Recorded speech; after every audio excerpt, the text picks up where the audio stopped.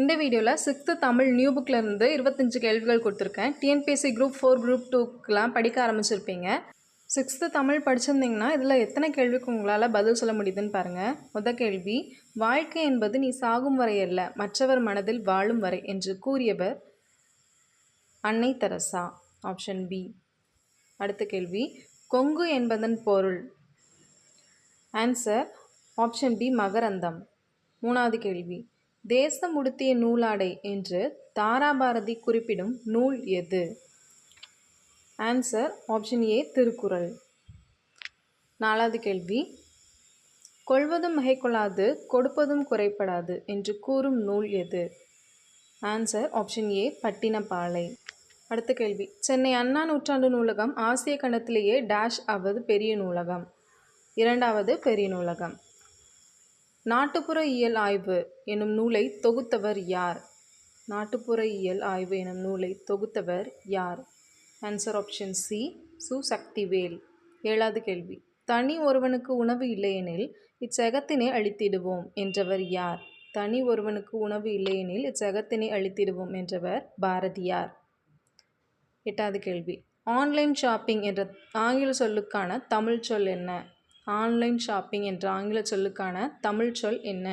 Option C, இணையதள வணிகம். ஒன்பதாவது கேள்வி, குழந்தைகளை தொழிலாளர்களாக மாற்றுவது மனித தன்மைக்கு எதிரான குற்றம். உலகை குழந்தைகளின் கண்கொண்டு பாருங்கள், உலகம் அழகானது என்று கூறியவர் யார்? Answer option B, Kailash Satyarthi.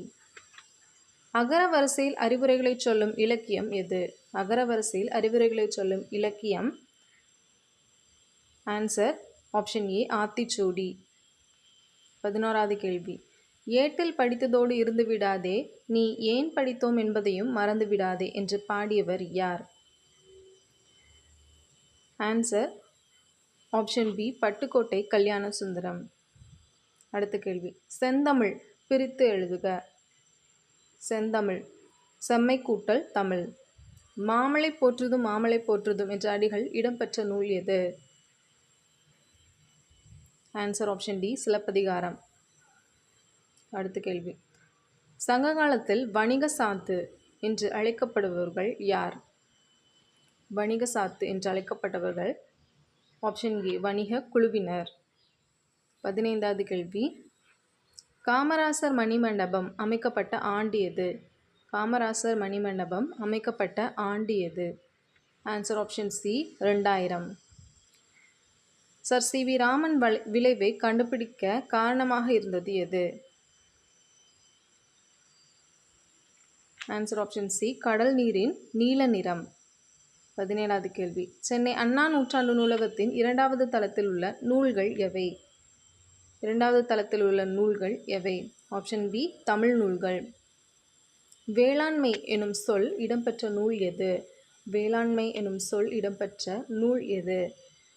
Answer option ஏ, கலித்தொகை, திருக்குறள்.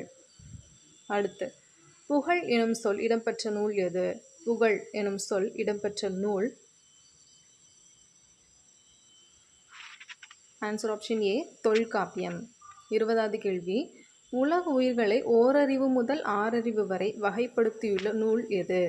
ஓரறிவு முதல் ஆறறிவு வரை வகைப்படுத்தியுள்ள நூல் எது? தொல்காப்பியம்.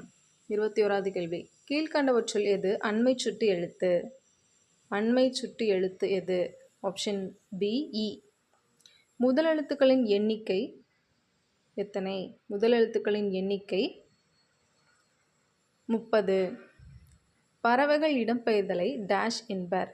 பறவைகள் இடம்பெயர்தலை டேஷ் என்பர்? ஆன்சர் ஆப்ஷன் பி, வலசை போதல்.